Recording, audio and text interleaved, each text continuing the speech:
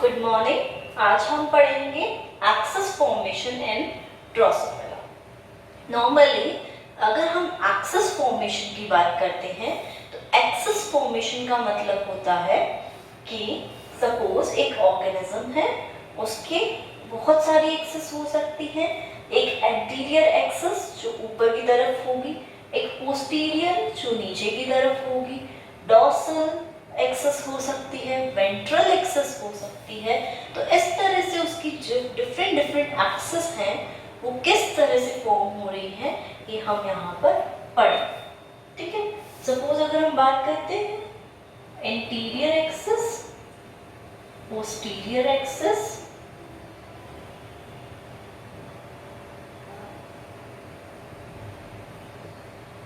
Ventral axis, dorsal access.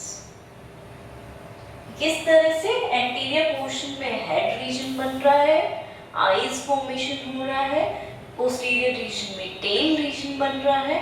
तो इस तरह से हम पूरा एक्सेस फॉर्मेशन डिटेल में ड्रोसोफिला में स्टडी करें।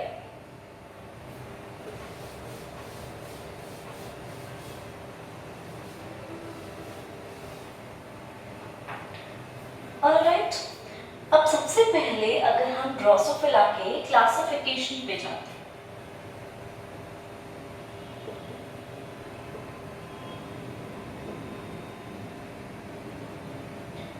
किंगडम जो है एनिमेलिया है,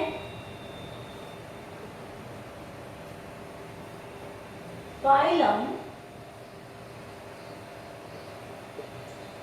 आर्थ्रोपोडा है। दैट मीन्स इनमें जॉइंटेड लेग्स प्रेजेंट रहते हैं, लेग्स जॉइंटेड रहेंगे। क्लास इंसेक्टा है, इंसेक्ट की क्लास से बिलोंग करते हैं। ऑर्डर डिप्टेरा है। डाई मतलब two and ptera means wings, means इनमें टू विंग्स प्रेजेंट रहेंगे। फैमिली ड्रोसोफिलिडी है।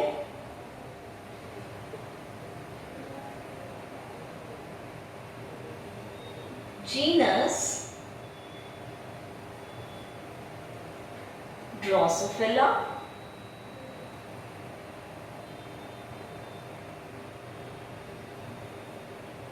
स्पीशीज मेलानिगेस्टर।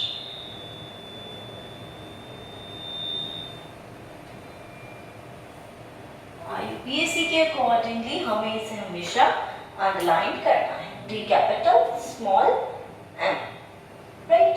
तो ये सारा हमारा क्लासिफिकेशन की बात थी। ड्रोसोफिला को हम इस तरह से क्लासिफाई कर सकते हैं और इसे एक एप्रोप्रिएट जगह पर प्लेस कर सकते हैं, राइट। अब हम बोलते हैं हमने ड्रोसोफिला पे स्टडी क्यों की, कोई रीजन है या हमने यूं ही ड्रोसोफिला को चूज कर लिया? तो इसके पीछे कुछ रीजंस होते हैं।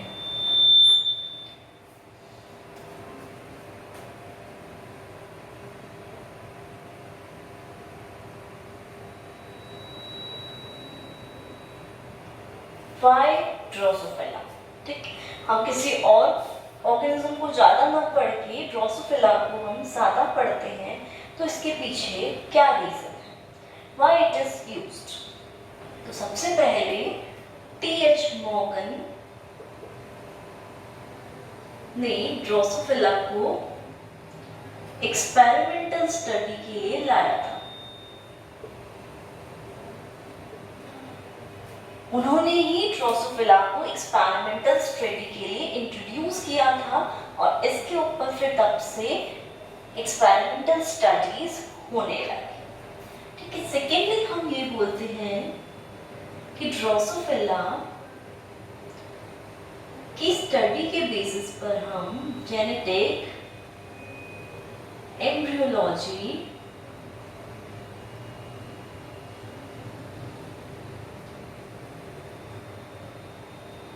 डेवलपमेंटल बायोलॉजी जैसी फील्ड्स का भी इंफॉर्मेशन गैदर कर सकते हैं। ये सारी जो फील्ड्स हैं इनके बारे में भी हम सिर्फ इसको स्टडी करके डिटेल समझ सकते हैं कि किस तरह से फॉर्मेशन यहाँ पर इनका हो रहा है। मीन्स और ब्रांचेस में भी हम इंफॉर्मेशन कलेक्ट करने में सक्षम हैं सिर्फ इसके बेसिस पर। ठीक, इसलिए हमने कई बार ड्रोसोफिला को एक मॉडल ऑर्गेनिज्म के नाम से भी जाना कि ये एक मॉडल ऑर्गेनिज्म है और इसके बेसिस पर हम बहुत सारी इंफॉर्मेशन गैदर कर सकते हैं। नेक्स्ट अगर हम बात करते हैं ड्रोसोफिला की, तो ड्रोसोफिला की लाइफ साइकिल या लाइफ स्पैन बोल सकते हो 21 डेज का होता है, ओनली 21 डेज, जिसमें से एग से एडल्ट में कन्वर्ट होने में 7 डेज ही लगते हैं। दैट मीन्स कि 7 डेज में उसकी पूरी लाइफ साइकिल कंप्लीट हो जाती है और पूरा उसका लाइफ स्पैन जो होता है वो 21 डेज के अराउंड होता है। उसके बाद उसकी डेथ हो सकती है। तो नाउ अब एक क्वेश्चन आता है इनके टेम्परेचर की, कैसे टेम्परेचर पे इन्हें रियर कर सकते हैं। तो 28 डिग्री सेल्सियस टेम्परेचर के आसपास अगर ऐसा टेम्परेचर प्रेजेंट होगा तो इस टेम्परेचर पे उन्हें आसानी से हम रेयरिंग कर सकते हैं। लैबोरेटरी में ऐसी कंडीशंस प्रोवाइड करके भी रेयरिंग की जा सकती है। राइट, इसलिए हमने ड्रोसोफिला को चूज किया। ठीक है, अब हम बात करते हैं कि हम जेनेटिक के बेसिस पे ही एक एक्सपेरिमेंट के लिए ड्रोसोफिला को यूज क्यों कर रहे हैं। ठीक है, व्हाई ड्रोसोफिला इन एक्सपेरिमेंट्स।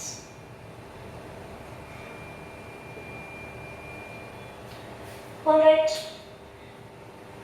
सबसे पहले हम अगर ड्रोसोफिला को मॉडल ऑर्गेनिज्म नाम देते हैं तो इसका मतलब ये हुआ कि इसकी जो साइज है वो बहुत स्मॉल है, छोटी साइज है। ठीक है, तो हम लेबोरेटरी में उसे आसानी से ग्रोथ करवा सकते हैं, डेवलप करवा सकते हैं। साइज अगर बड़ी होती तो इशू रहता हमें थोड़ा बहुत। तो साइज इसकी स्मॉल है, लाइफ साइकिल इसकी शॉर्ट है, छोटी सी लाइफ साइकिल है, तो रेयरिंग इजीली हो पाएगी। हमें ज़्यादा इक्विपमेंट, ज़्यादा देखभाल करने की ज़रूरत नहीं पड़ेगी क्योंकि 7 डेज के अंदर वो पूरी डेवलप हो जाती है। नेक्स्ट अगर हम बात करें इसकी, तो ये नंबर ऑफ ऑर्गेनिजम्स प्रोड्यूस कर सकती है, लार्ज नंबर। ये वाली जो कैपेसिटी होती है रिप्रोडक्शन की, ये कैपेसिटी इनके अंदर बहुत ज़्यादा होती है और इसलिए भी हम इस ऑर्गेनिज्म को चूज करते हैं। नेक्स्ट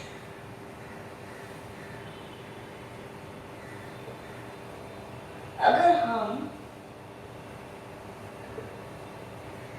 मेटामॉर्फोसिस की बात करें तो इनके अंदर होलोमेटाबोलस टाइप का मेटामॉर्फोसिस पाया जाता है, जिसे हम कंप्लीट मेटामॉर्फोसिस के नाम से भी जानते हैं। और इनके अंदर यही स्टेजेस रहती है, एग से लार्वा, लार्वा से एडल्ट, मतलब सारी फॉर्म्स जो हैं वो कंप्लीटली फॉर्म हो रही है। मेटामॉर्फोसिस कंप्लीटली कर रहा है ये ऑर्गेनिज्म। नेक्स्ट अगर हम बात करें तो इसका जो जीनोम है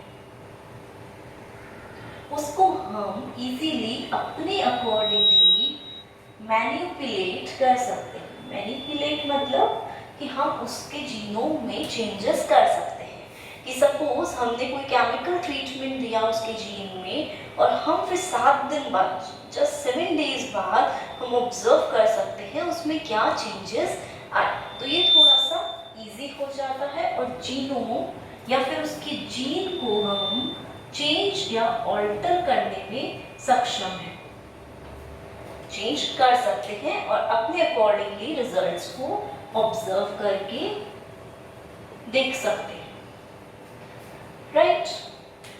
सेकेंडली अगर हम बात करें डिजीजेस की तो हम बोल रहे हैं 75% जो ह्यूमन के डिजीजेस वाले जीन्स हैं वो ड्रोसोफिला से मैच करते हैं। मतलब अगर हमें ह्यूमन डिजीजेस का क्योर चाहिए कहीं से तो हम ड्रोसोफिला पे एक्सपेरिमेंट कर सकते हैं और उसके कारण हमें ह्यूमन डिजीजेस के बारे में भी इंफॉर्मेशन मिलेगी कि हम उन्हें कैसे बचा सकते हैं, कोई जीन इनपुट करके, कौन सी मेडिसिन्स यूज करके कैसे क्योर कर सकते हैं। तो ये जो 75% ह्यूमन जीन्स थे डिजीजेस वाले वो ड्रोसोफिला से मैच कर रहे थे, इसलिए भी हमने इस ऑर्गेनिज्म को चूज करना जरूरी समझा। नेक्स्ट हम बात करते हैं, जैसे हमने बात की पार्किंसंस डिजीज की। पार्किंसंस डिजीज हमने ऑब्जर्व किया था ह्यूमंस के अंदर और वही हमें ड्रोसोफिला के अंदर भी इसका एक जीन मिला जिसे हमने पिंक1 जीन के नाम से जाना। तो इस तरह से हमने देखा कि उनके अंदर भी ये वाली डिजीज ऑब्जर्व की जा सकती है, इसलिए हमने इस ऑर्गेनिज्म को चूज करना ज्यादा जरूरी समझा। ऑलराइट,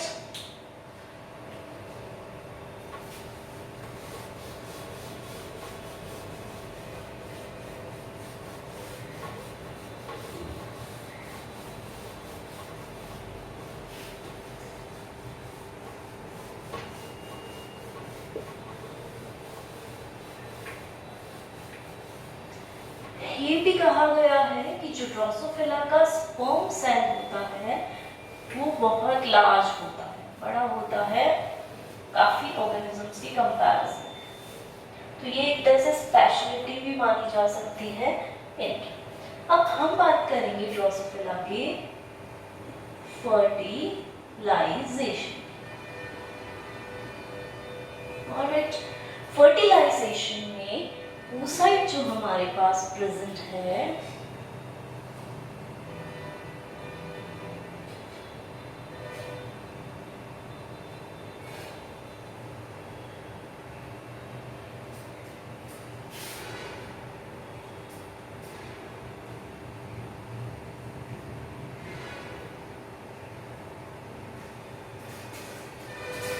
जो हमारे पास oocyte प्रेजेंट होता है उसके माइक्रोपाइल एंड पे स्पर्म आके फ्यूज करता है और यहाँ से एंटर करता है, और जैसे ही एंटर करेगा तो दोनों गैमीट्स मिल गए, दोनों के न्यूक्लियाई मिलेंगे और फिर आगे जाकर डिविजन्स करना स्टार्ट कर देंगे, राइट। लेकिन हम जब डिविजन की बात करते हैं तो इसके बाद क्या होगा, क्लीवेज होगा। मतलब ये छोटे छोटे सेगमेंट्स में आगे जाकर डिवाइड होता जाए, इस तरह से डिवीजन होते रहेंगे। तो फर्टिलाइजेशन में मेनली यही होगा, मेल एंड फीमेल गैमीट्स आपस में फ्यूज करेंगे। एंटर कहाँ से करेगा, इस वाले एंड से, माइक्रोपाइल एंड से, और यही जैसे ही एंटर करेगा यहाँ पे क्या होगा, फ्यूजन हो जाएगा। अब एंटर करने के बाद, फर्टिलाइजेशन के बाद एक्सेस जो है वो डिटरमाइन होना स्टार्ट हो जाती है। जैसे हम बोले कि एंटीरियर और पोस्टीरियर एक्सेस फर्टिलाइजेशन के बाद डिटरमाइन की जाती है कि किस तरह से कहाँ एंटीरियर एक्सेस होगी और कहाँ पे पोस्टीरियर एक्सेस डेवलप होगी, राइट। अब नेक्स्ट हम फर्टिलाइजेशन के स्टेप के बाद पढ़ेंगे क्लीवेज।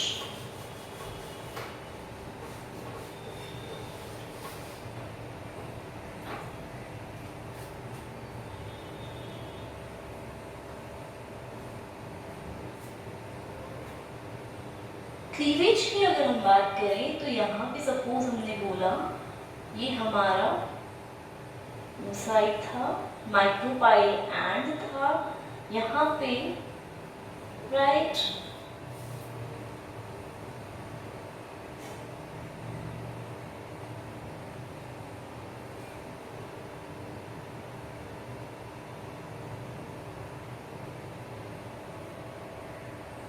यहाँ पे स्पर्म आया, यहाँ से एंटर किया अंदर।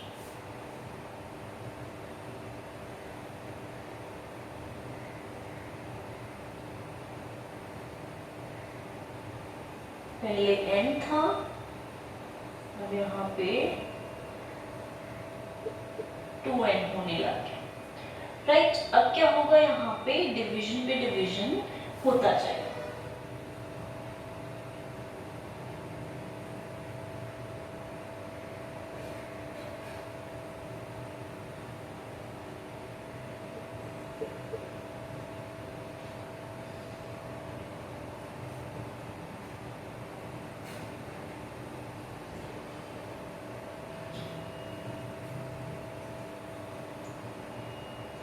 डिवीजन सिर्फ साइटोप्लाज्म में नहीं हो रहा, ओनली न्यूक्लियस में ही हो रहा है। साइटोप्लाज्म का कहीं डिवीजन ही नहीं है, तो इसको हम बोलते हैं कैरियोकाइनेसिस, राइट। बीच में सेंटर में न्यूक्लियाई जो प्रेजेंट हैं वो यहाँ पर डिवाइड होते जा रहे हैं। ऑलराइट, नेक्स्ट हम ये भी बोल रहे हैं यहाँ पे साइटोप्लाज्म का कोई विभेदन, कोई डिवीजन नहीं है। ऐसा क्यों है? क्योंकि ये वाले जो एग्स होते हैं वो सेंट्रोलेसिथल टाइप के होते हैं। यहाँ पर योग का अमाउंट या योग की मात्रा सिर्फ सेंटर तक केंद्रित होती है, बीच में ही रहती है, और इसी कारण यहाँ पर डिविजन्स मोस्टली न्यूक्लियाई का ही होगा। अब हम ये बोलते हैं कि up to 10 rounds of cleavage या डिवीजन होता है, जिसके बाद सेल, ये जो न्यूक्लिया है, ये बाहर पेरीफेरी की तरफ आना स्टार्ट कर देते हैं। तो 10 राउंड्स कम से कम क्लीवेज के होते हैं, उसके बाद आते हैं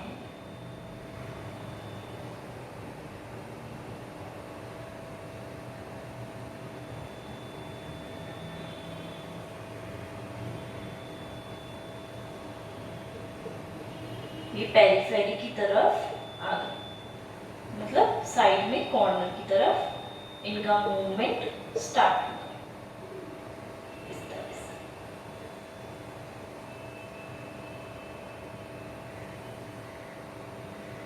यहाँ पे पोल सेल्स प्रेजेंट रहते हैं। ऑलराइट, अब क्या होगा, जैसे ही साइड में आएंगे तो इनमें यहाँ पर सेल्यूलेशन हो जाएगा, मतलब साइटोप्लाज्म इसको आप बाहर से कवर कर लेगा।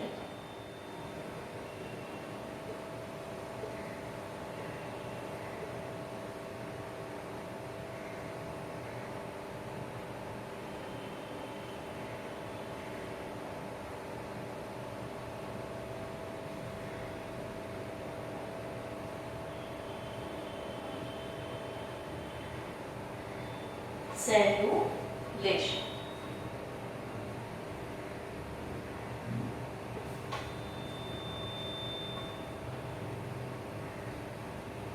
ये ब्लास्टोडर्म थी बाहर वाली लेयर, बन क्या रहा है, ब्लास्टुला का फॉर्मेशन हो रहा है। यहाँ पर सेल्यूलेशन हुआ, सारे न्यूक्लियाई को साइटोप्लाज्म ने बाहर से कवर कर दिया, एंड इस तरह से हमारा क्लीवेज पैटर्न जो है इस तरह से फॉर्म होता है। नाउ इस टाइप के क्लीवेज को हम बोलते हैं सिंसिशियल क्लीवेज, या फिर इसका दूसरा नाम होता है सुपरफिशियल क्लीवेज।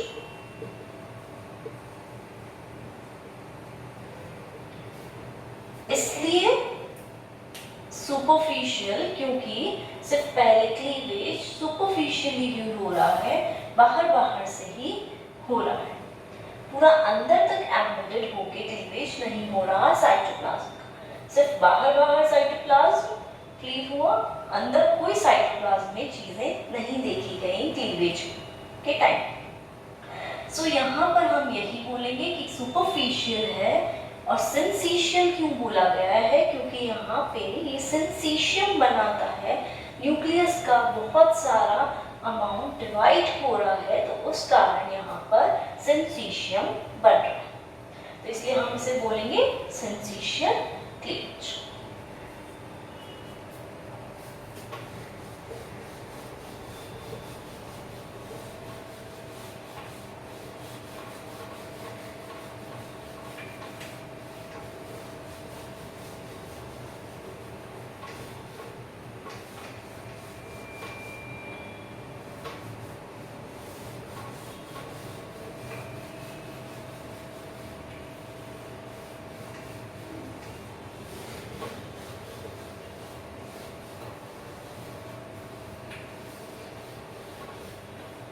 ऑलराइट, ये था हमारा ड्रोसोफिला का फर्टिलाइजेशन एंड देन क्लीवेज।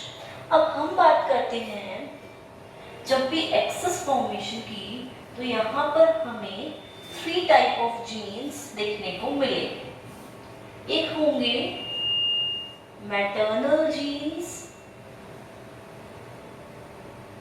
एक होंगे जाइगोटिक या फिर सेगमेंटेशन जीन्स,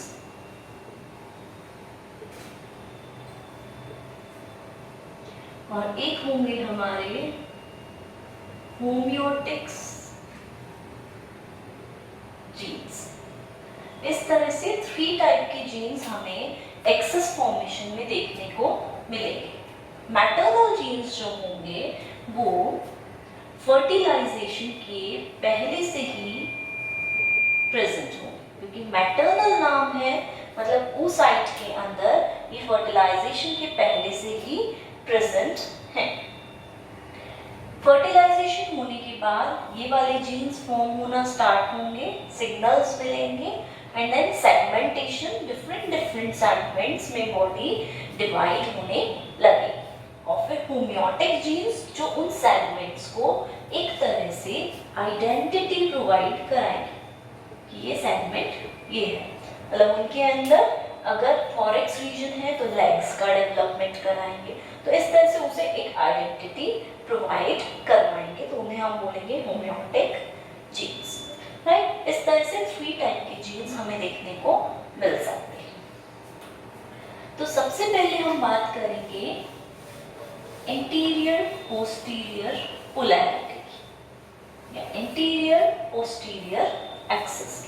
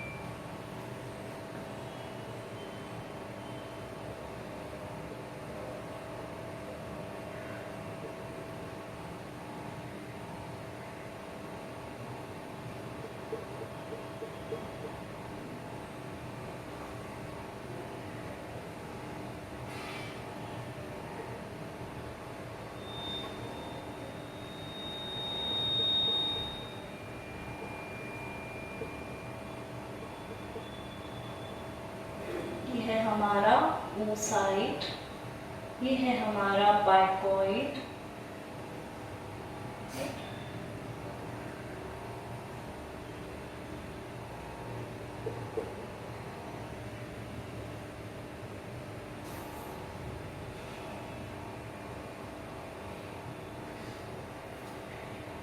ये है हमारे नॉर्मल फॉलिक्यूलर सेल्स,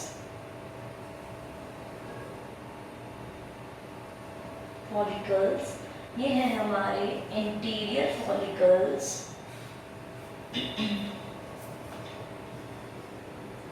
ये है हमारे पोस्टीरियर फॉलिकल्स।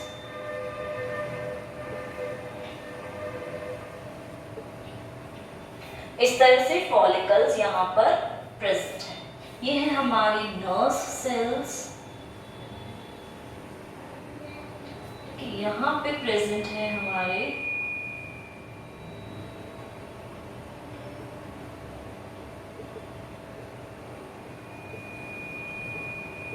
नैनोस, राइट।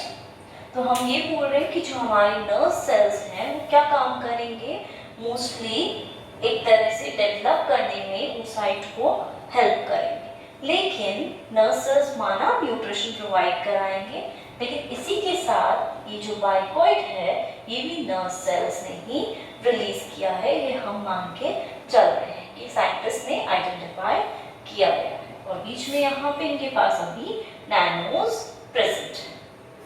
ऑलराइट,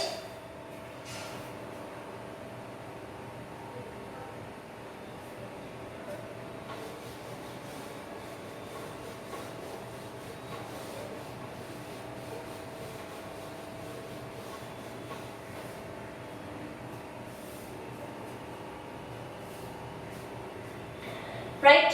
अब हम बात करते हैं यहाँ पर मैटरनल जीन्स की। ठीक है, फर्स्ट टाइप ऑफ जीन्स हमने बोला था मैटरनल जीन्स ही। तो सबसे पहले हम एक बार नेम्स देख लेते हैं मैटरनल जीन्स के। Bicoid, nanos, hunchback, chordal,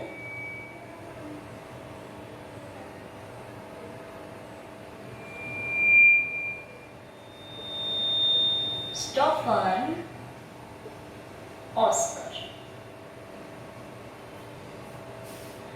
right.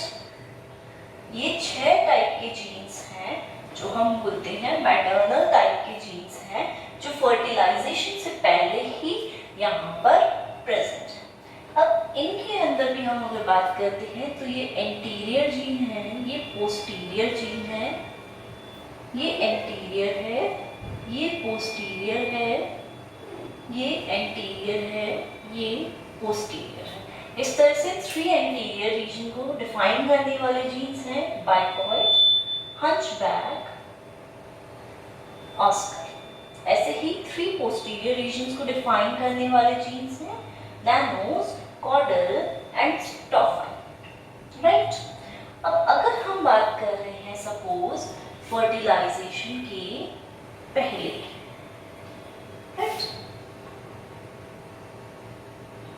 ये एंटीरियर पोर्शन है, ये पोस्टीरियर पोर्शन है।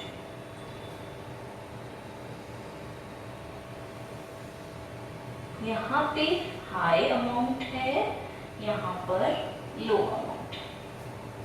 ऑलराइट, ये हमारा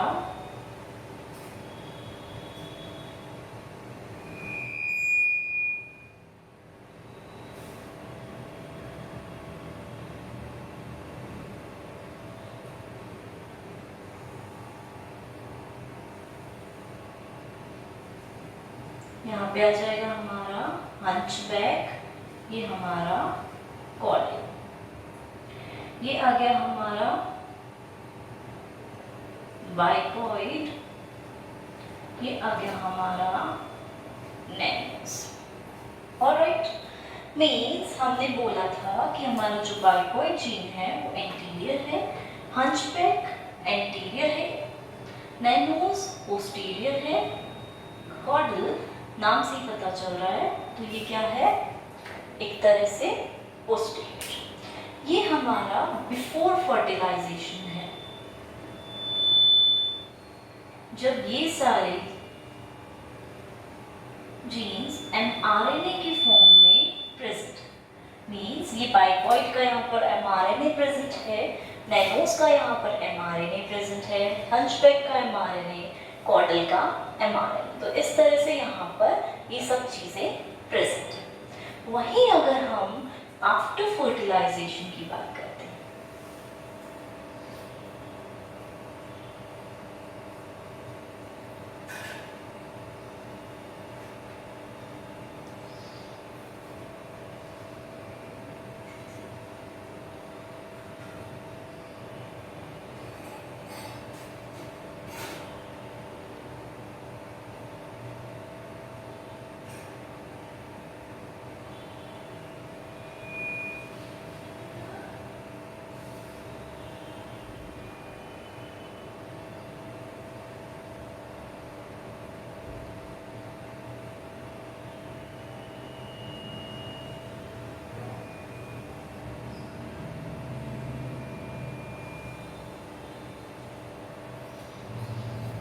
इस तरह से हम आफ्टर फर्टिलाइजेशन इवेंट देखते हैं, जहाँ पर हम देख रहे हैं ये बाइकॉइड था, ये नैनोज था, ये कॉर्डल हो जाएगा और ये हमारा हो जाएगा हंचबैक।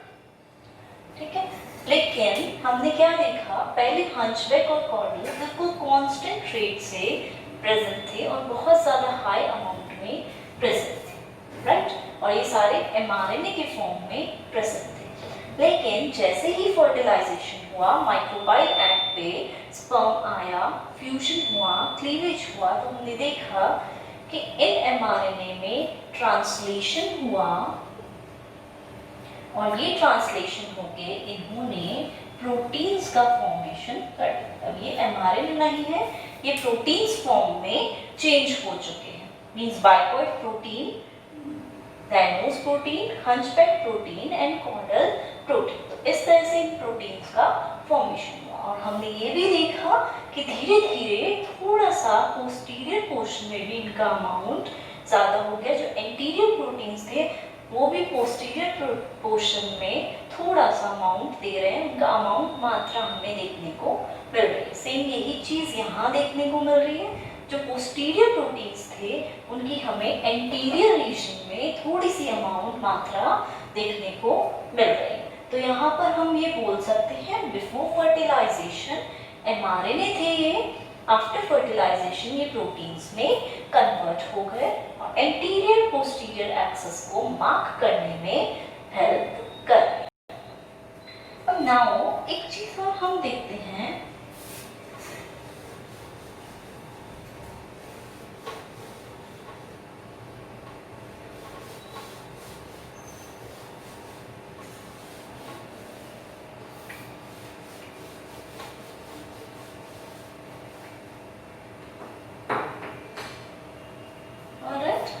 एक चीज हमने और देखी कि सपोज ये हमारा एंटीरियर रीजन है और ये हमारा पोस्टीरियर रीजन है। ऑलराइट, एंटीरियर भी हमने बोला बाइकॉइड है एंड हंचबैक है।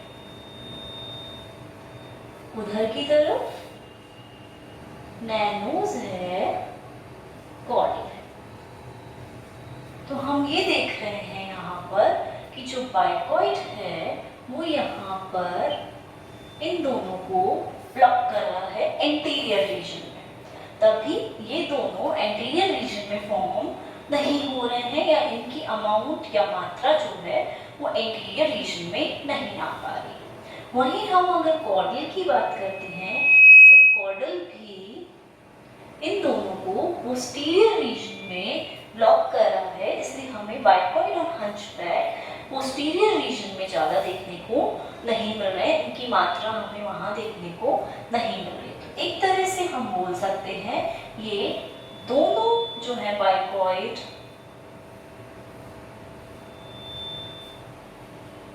एंड नैनोज, ये दोनों मिलकर दोनों अपोजिट जो भी है जीन्स उनको ब्लॉक करने में हेल्प करते हैं और उसी के कारण यही एक मेन रीज़न है कि यहाँ पर ये दोनों प्रोटीन्स अपने अपने स्पेसिफिक जगह पर ही रहते हैं।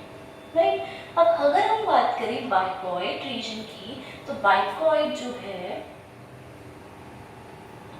वो हेड एंड थोरैक्स रीजन बनाने में हेल्प करता है, मतलब एंटीरियर रीजन में हेड एंड थोरैक्स, राइट। वहीं अगर हम इसकी बात करें पोस्टीरियर रीजन की, तो यहाँ पर नैनोज जो है वो एब्डोमेन बनाने में हेल्प कर रहा है, एब्डोमेन को फॉर्म करने में हेल्प करता है, राइट। तो इस तरह से हम बोल रहे हैं कि ये दोनों एंटीरियर पोस्टीरियर एक्सिस को मार्क कर रहे हैं, क्योंकि ये अलग अलग सेगमेंट्स बनाने में हेल्प कर रहे हैं। लेकिन यहाँ पर हम ये भी देख सकते हैं कि जैसे ही बाइकॉर्ड यहाँ पे एंटीरियर रीजन में प्रेजेंट है, तो ये हंचबैक प्रोटीन को और ज़्यादा इनिशिएट कर रहा है, ताकि हंचबैक प्रोटीन mRNA से प्रोटीन में कन्वर्ट हो सके, मतलब ट्रांसलेशन हो सके। तो यहाँ पे ये एक तरह से एक्टिवेटर की तरह भी काम कर रहा है और इन प्रोटीन्स के लिए रिप्रेसर की तरह काम कर रहा है और उन्हें एंटीरियर रीजन में नहीं आने दे रहा। सेम चीज़ हम नैनोज के लिए बोल सकते हैं कि नैनोज जो है वो यहाँ पर एक्टिवेटर की तरह कार्य कर रहा है और यहाँ पर ये इनहिबिटर या रिप्रेसर की तरह काम कर रहा है, उन्हें इनहिबिट कर रहा है ताकि यहाँ पर ये फॉर्म ना। ऑलराइट,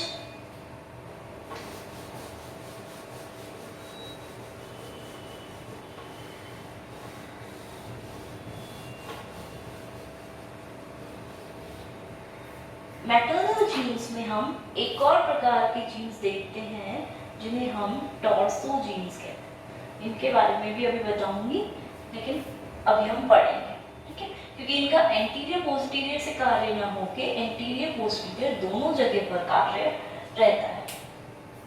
तो नाउ अब हमने इन चारों के बारे में पढ़ लिया, थोड़ा हमें आइडिया हो गया कि ये चारों जीन्स mRNA प्रोटीन्स किस वे में वर्क कर रहे हैं और क्या मार्क कर रहे हैं।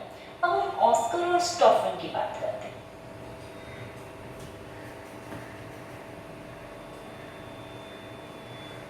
ऑस्कर को हम बोल रहे हैं कि है ये एंटीरियर प्रोटीन, लेकिन ये क्या करता है, जब नैनोस पोस्टीरियर में जाता है तो ये नैनोस के साथ पोस्टीरियर में चला जाता है और पोस्टीरियर में ही जाके वहाँ शिफ्ट हो जाता है। मतलब ऑस्कर है एंटीरियर, लेकिन अपनी पोजीशन चेंज करके ये पोस्टीरियर में प्लेस हो जाता है। नैनोस जाता है तो उसके साथ बाइंड करके वो भी चला जाता है। अब अगर हम स्टॉफन की बात करते हैं तो स्टॉफन है पोस्टीरियर जीन, रहता भी पोस्टीरियर में है, लेकिन ये कॉर्डल को अपने साथ बाइंड करके रखता है पोस्टीरियर रीजन। कॉर्डल को पोस्टीरियर रीजन में अपने साथ बाइंड करके रखता है ताकि कॉर्डल उधर की तरफ न जाए, सिर्फ पोस्टीरियर रीजन में ही अपना एक्सप्रेशन शो करे। मतलब बाइंडिंग का काम होगा एक तरह से इसका, और एक तरह से उसको रोक के रख रहा है कि वो आगे की तरफ मूवमेंट ना कर जाए। हो सकता है बाय चांस वो मूवमेंट कर जाए। तो ये दोनों काम होते हैं ऑस्कर एंड स्टॉफन के। ऑलराइट, टॉर्सो जीन्स हम एक बार देख लेंगे।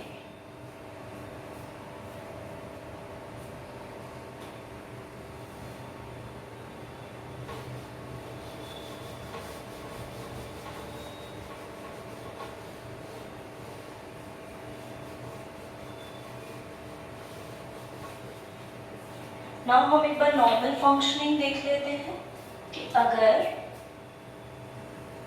यहाँ पे हम बात कर रहे हैं बाइकॉइड प्रेजेंट है और यहाँ पर नैनोस प्रेजेंट है, तो नॉर्मल फंक्शनिंग में इस तरह से फॉर्मेशन होगा।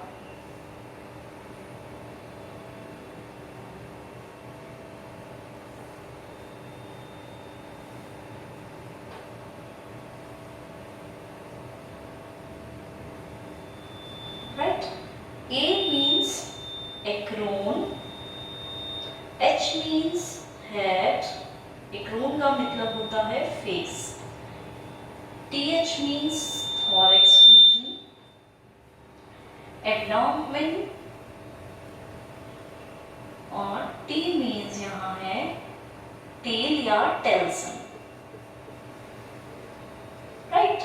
तो हम बोल रहे हैं हेड और थॉरैक्स रीजन तो बन रहा है बाइकॉइड की वजह से, एब्डोमेन बन रहा है नैनोस की वजह से, लेकिन जो ये हमारा ANT है, फेस एंड टेल्सन रीजन है, ये जो है ये हमारा टॉर्सो जीन्स की वजह से बन रहा है।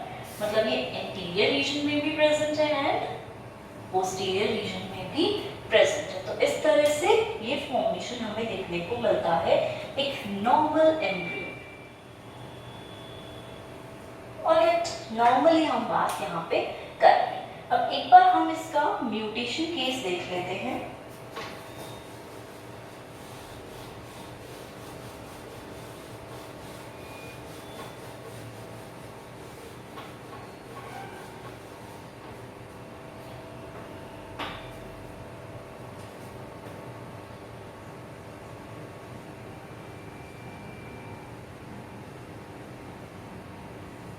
म्यूटेशन केस सबसे पहले बात करेंगे बाइकॉइड की।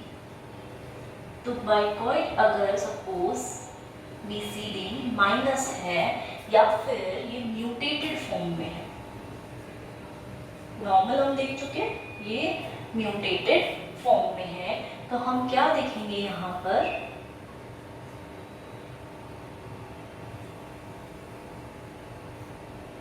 म्यूटेटेड फॉर्म का मतलब क्या हुआ कि वो फंक्शन ही नहीं करेगा।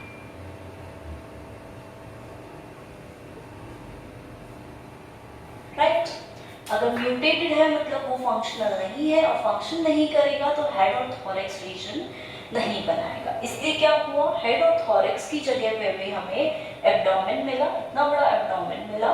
टेल्सन टेल पीछे की तरफ प्रेजेंट थी ही, यहाँ पे भी टेल का फॉर्मेशन हो गया, क्योंकि उसे सिग्नल्स कैसे मिले, उसके आसपास उसे एब्डोमेन मिला, इसलिए वो यहाँ पे भी टेल फॉर्मेशन कर रहे हैं। राइट, क्योंकि एब्डोमेन से ही उसे सिग्नल मिल रहे हैं कि उसे किस साइड में क्या बनाना है। अगर हेड होता तो यहाँ पर एक्रोन फेस रीजन बना, बट यहाँ पे क्योंकि हेड नहीं था तो यहाँ पर उसने देखा एब्डोमेन है, उसने सिग्नल दिया और यहाँ पर भी उसने टेल का फॉर्मेशन कर। तो इस तरह का केस होता है जब म्यूटेटेड फॉर्म में ये चीज यहाँ पर प्रेजेंट। राइट, अब हम बात कर रहे हैं सेकंड केस की, जहाँ पर अगर BCD माइनस है, म्यूटेटेड है, मतलब बाइकॉइड म्यूटेटेड है, फिर भी हम उसे बाहर से बाइकॉइड mRNA को ला रहे हैं, इंजेक्ट कर रहे हैं। बाइकॉइड mRNA हम इंजेक्ट कर रहे हैं बाहर से, तो हम क्या देखेंगे,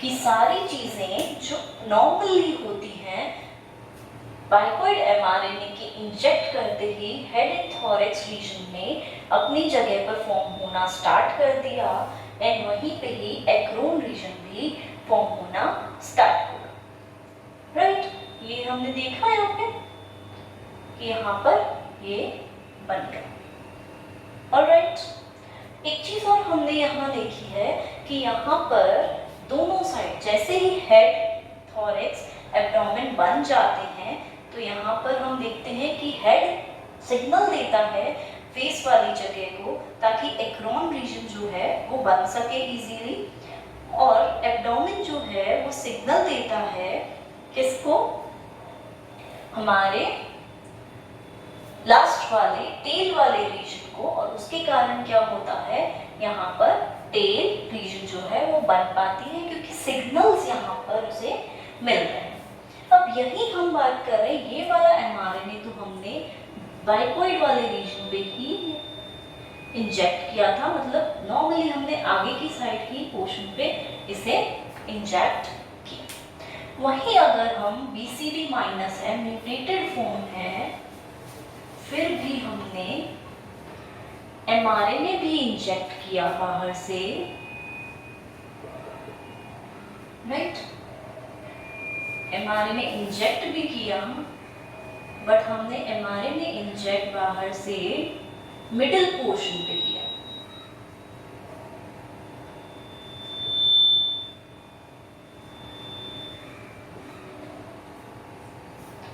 और मिडिल पोर्शन पे mRNA इंजेक्ट करने के कारण हमने क्या ऑब्जर्व किया बाद में डेवलपमेंट के बाद, वो हम यहाँ देखते हैं।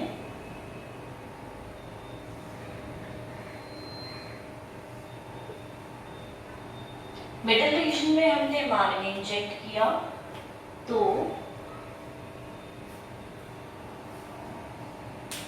इस तरह का रीजन हमें देखने को मिला, राइट। मतलब हमने यहाँ देखा कि हेड रीजन के आते ही, क्योंकि हमने mRNA को बीच में इंजेक्ट किया था, तो यहाँ तो हेड बनना ही था और यहाँ पे भी हेड का फॉर्मेशन स्टार्ट हो गया। अब यहाँ पर क्योंकि टॉर्सो जीन्स वर्क कर चुके थे तो टेल बना ली उन्होंने, और इसने यहाँ पर आइडेंटिफाई नहीं किया, तो इस तरह से यहाँ पर पूरा बीच वाला जो रीजन था उसने हेड रीजन को बनाना स्टार्ट कर दिया। ठीक है, ये थोड़ा सा कॉम्प्लिकेटेड केस हो गया हमारे लिए, बट इट्स ओके। तो ये था हमारा म्यूटेशन केस। अब हम म्यूटेशन केस देखेंगे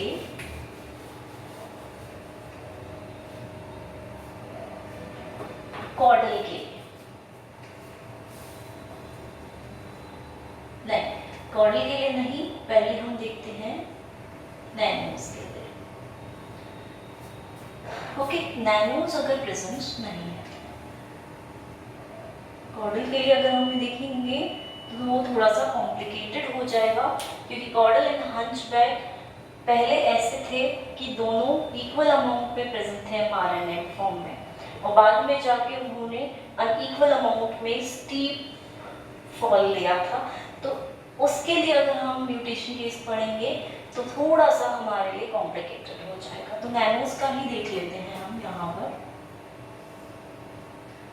नैनोज अगर नॉर्मल होगा तो यहाँ एक्रोन, यहाँ टेल, हेड और थॉरिक्स तो बाइकॉइड की वजह से बन ही रहे थे, यहाँ एब्डोमेन का फॉर्मेशन हो जाए। कब? जब नैनोज नॉर्मल है। लेकिन जैसे ही हमने देखा कि नैनोज जो है वो म्यूटेटेड फॉर्म में है या फिर एब्सेंट है, तो क्या होगा, यहाँ पर एब्डोमेन रीजन का फॉर्मेशन नहीं होगा, एब्डोमेन बनेगा ही नहीं। इस तरह का हमें एम्ब्रियो देखने को मिल सकता है। वहीं अगर हम बात करें हमारे थर्ड टाइप के टॉर्सो जीन्स की, तो नॉर्मली हम जब देखेंगे तो acron, head, thorax, abdomen and tails, ये नॉर्मल पोजीशन में बन रहा है। हेड, थॉरिक्स, एब्डोमेन का टॉर्सो जीन से कोई लेना देना नहीं है, तो ये तो नॉर्मली फॉर्म होंगे ही होंगे। लेकिन वहीं हमने देखा अगर टॉर्सो म्यूटेटेड फॉर्म में है, राइट, या फंक्शनल नहीं है, नॉन फंक्शनल है, तो यहाँ से जो हेड एंड टेल रीजन है ये फॉर्म ही नहीं होंगे और बॉडी इनकम्प्लीट सी हमें देखने को मिलेगी। ठीक, तो हम ये देखेंगे head, thorax and abdomen easily वहां पर फॉर्म हो रहे हैं। तो ये थोड़ा सा हमारे लिए एक चीज है कि सारे जीन्स, सारे mRNA, सारे प्रोटीन्स अपना एक्सप्रेशन देकर एक परफेक्ट बॉडी शेप, स्ट्रक्चर, सारे अपेंडेजेस, सारे सेगमेंट्स को बनाता है। अगर इनमें से एक जीन या एक प्रोटीन भी मिसिंग है, नॉन फंक्शनल हो जाता है, तो हमारी बॉडी बिल्कुल ही अपोजिट फंक्शन करने लग जाती है, या बहुत सारी ऐसे पार्ट्स होंगे जो बॉडी में हमें देखने को मिलेंगे ही नहीं। मीन्स हर जीन का होना बहुत ज़रूरी है, और हर जीन की नेसेसिटी से ही, हर जीन के प्रॉपर फंक्शन से ही यहाँ पर प्रॉपर बॉडी का, प्रॉपर सेगमेंट्स का फॉर्मेशन हो पाता है।